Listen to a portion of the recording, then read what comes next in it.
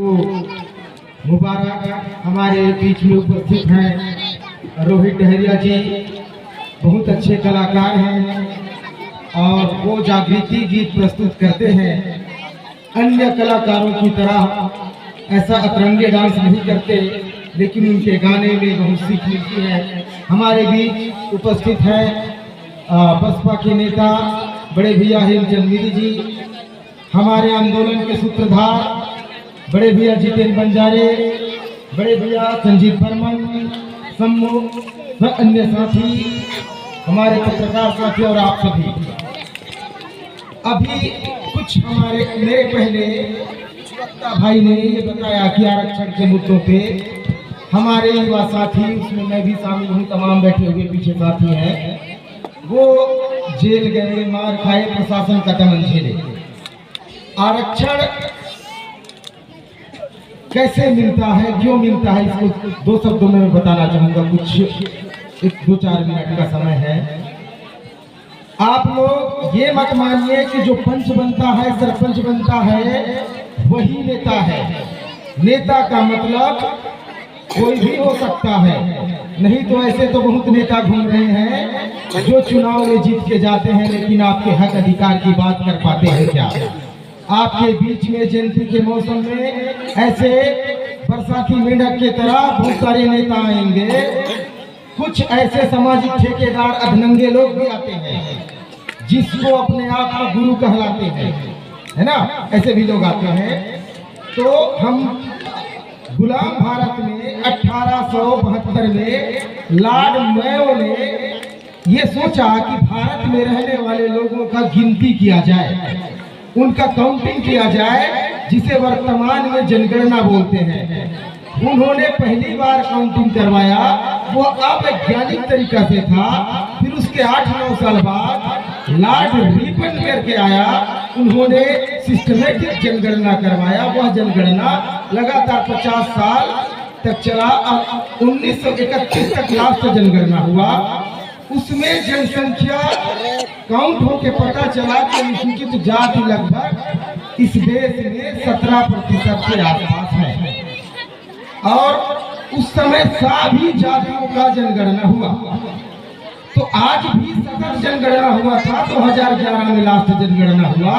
उसके बाद केंद्र के सरकार ने बदमाशी करते हुए 21 का जनगणना नहीं कराया है। उसमें हमारी संख्या बढ़ भी सकती थी। उस जनसंख्या के अनुपात में वह चाहे पढ़ा हो, नहीं पढ़ा हो, वह शारीरिक या मानसिक रूप से अपंग भी हो, उसका भी संख्या काउंट होता है। उस संख्या काउंट होने के बाद एक रेशो बनता है। उस रेशो में पुलिस अधिकारी, डिप्टी कलेक्टर, नेता, वो तमाम सरकारी पद भरे जाते हैं, जिसमें हमारे अनुसूचित जाति वर्ग के लोग या सतनामी समाज के लोग भी उस पद में भरे जाते हैं। तो जो उस पद में बैठे हैं वो अपने बदौलत नहीं बैठे हैं। आप लोगों की संख्या काउंटिंग है, इस बच्चे की भी संख्या काउंटिंग है, उस माता बहन बुजुर्ग की संख्या काउंटिंग है। उस संख्या के बदौलत बैठे हैं। और जो बोलते हैं कि मैं अपने मेहनत से बैठा हूँ, उनको मुंहतोड़ जवाब देना कि आप अपने मेहनत के बदौलत नहीं बैठे हैं, इस जनसंख्या के बदौलत बैठे हैं। अब वो नौकरी तो कर लेते हैं आपकी संख्या के बदौलत, लेकिन क्या अपने प्रशासनिक जिम्मेदारी निभाते हैं?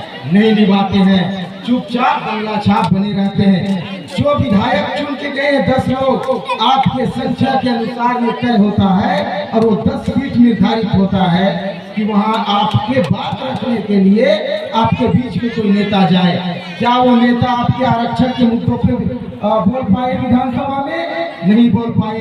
अगर वो बोल पाते तो हमको मार खाना नहीं पड़ता, हमको आंदोलन करना नहीं पड़ता। हमारे बदले वो लोग बोलने के लिए नियुक्त हुए हैं। बाबा साहब ने संविधान में ऐसा व्यवस्था करके गया है, लेकिन वे क्या हुए हैं? अपने पार्टी के गुलाम बन के गए हैं। तो आप लोग हमेशा जन नेता चुनना, जन के नेता चुनना, और कभी कोई पार्टी का नेता मत चुनना जो आपका हक अधिकार की बात करे, वैसा नेता चुनना। गुरु घासीदास बाबा ने अपने जीवन में सतत ये काम करते गया कि जो आप लोग थोड़ा शांति व्यवस्था बना के रखिए, तभी बोलने और सुनने में अच्छा लगेगा। पहली काम कीजिए कि आप लोग कोई भी ऐसे पाखंड को मत मानिए। दूसरी बात, कोई भी सवर्ण को नेता मत मानिए। तीसरी बात यह है कि आपके बीच में जो अतरंगे लोग आते हैं, अधरंगे लोग आते हैं, जो गुरु बनने का ढोंग करते हैं, उसको भी मत मानिए, क्योंकि वो आपके अधिकार का भी बात नहीं करता है। फिर आप लोग सारे लड़ाई जीत जाएंगे। बहुत सारे वक्ता हैं हमारे बीच में, बड़े बड़े बुद्धिजीवी हैं। साथियों, मैं इतना समय बोला और आप लोगों ने बुलाया, आदर सत्कार दिया। और जब भी वोट आता है अच्छे लोगों को चुनना, यही मैं कहना चाहूँगा आप लोगों को। बाबा गुरु घासीदास जयंती की क्रांतिकारी बधाई एवं मुबारक। ऐसा हमेशा सतत रखना, कंटिन्यू रखना, 365 दिन रखना की जयंती चल रहा है। ये नहीं कि आज गए कल मनाए, कल भूल गए। साथियों, आप लोगों को जय सतनाम, जय भीम।